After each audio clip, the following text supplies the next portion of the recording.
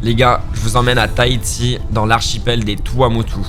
Toutes les images que vous allez voir sont brutes, il n'y a aucune modification de couleur ou autre, parce que je sais pas le faire, et que honnêtement, c'était tellement beau. Pour commencer ce trip entre potes, on est allé à Fakarava, et ça c'est un atoll assez connu dans le monde entier, pour sa passe qui habite des milliers de requins gris, et c'est un des seuls endroits en fait dans le monde où tu peux y plonger la nuit avec tous ces requins. Malheureusement, j'ai pas pu le faire parce que j'ai pas mon niveau de plongée.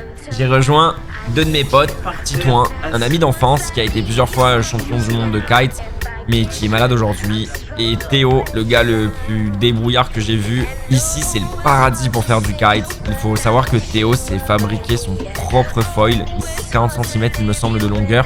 C'est ultra technique, pour ceux qui connaissent. Faut vraiment avoir du talent et il passe dans les endroits où il y a, je sais pas, peut-être 20 cm d'eau en évitant les requins sur son passage.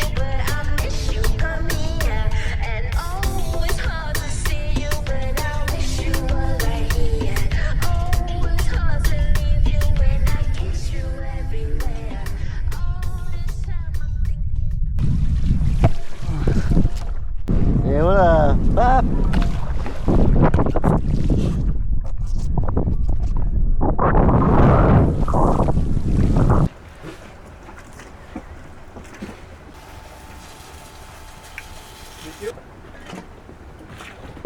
Après l'après-midi, on va se poser tranquille dans notre piscine à ciel ouvert.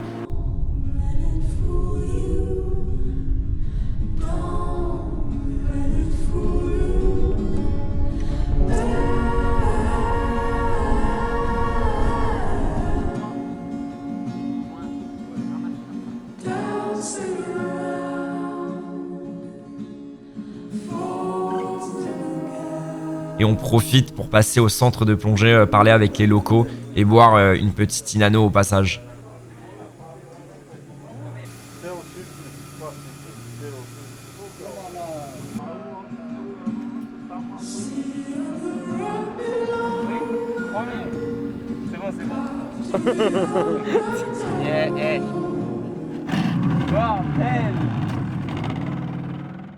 Le lendemain, on décide d'aller sur un atoll inhabité, Toahu, je dois mal le prononcer. Sur le chemin, malheureusement, on essaye de pêcher, mais c'est des oiseaux qui mordent à notre leurre.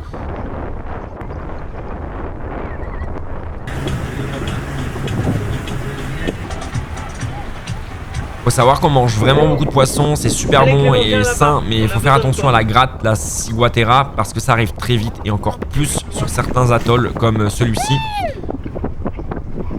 Eric, la taille, tu mets quoi là?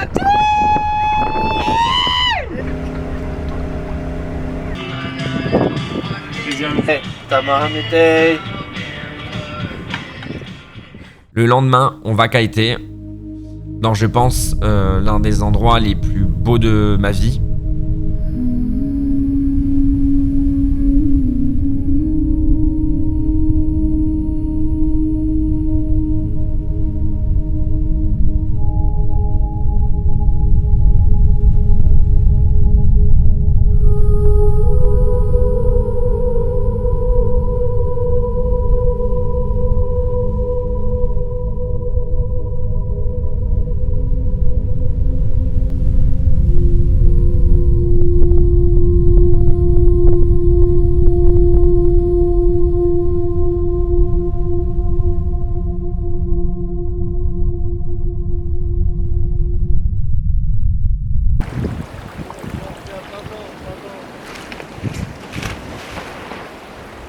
Ça va, Bleuter?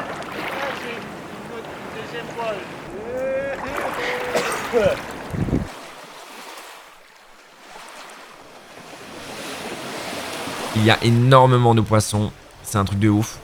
Il faut compter 5 minutes pour avoir une touche. Mais le truc, c'est qu'il y a aussi énormément de requins et ils cassent presque tous nos leurres. Mouline. Souvent ça quand même. Donc moi, perso, je préfère pêcher au fusil. Au moins, tu peux repousser le requin avec la pointe de ta flèche, si jamais il vient. Et on peut pêcher juste en dessous le bateau. Je vous jure, il m'a fallu peut-être 5 minutes pour pêcher ce poisson perroquet.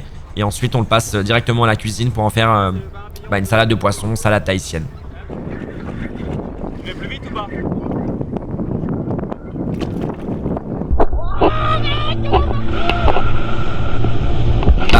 on a trouvé un jeu assez drôle, on se jette dans la passe et on dérive avec le courant.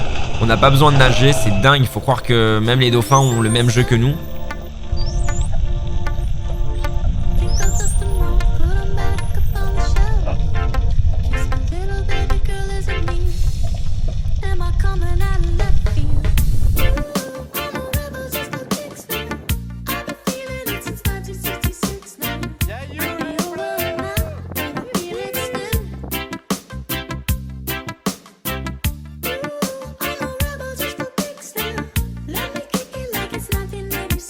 La nuit, on allait ramasser quelques langoustes sur le platier, quand la saison est autorisée, bien sûr.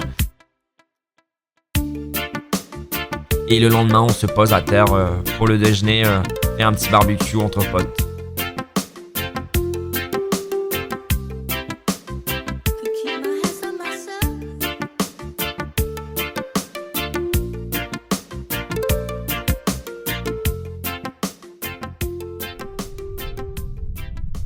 Quand la marée est descendante, l'eau sort des atolls pour rejoindre le large et ça crée du courant sortant dans les passes. Et c'est parfait pour faire du foil et surfer sur une vague sans t'arrêter. Faut juste pas tomber parce que tu peux vite te faire emporter au large et te faire manger par les requins. Non, en vrai, je rigole, mais on croise les doigts pour pas que ça arrive.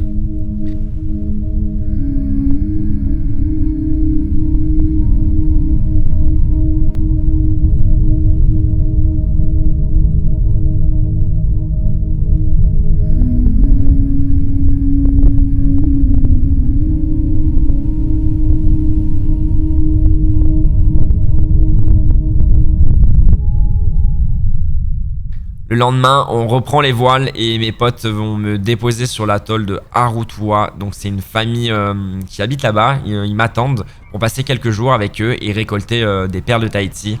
Donc j'espère que ça vous a fait voyager ce petit documentaire et n'hésitez pas à vous abonner pour la suite. Merci.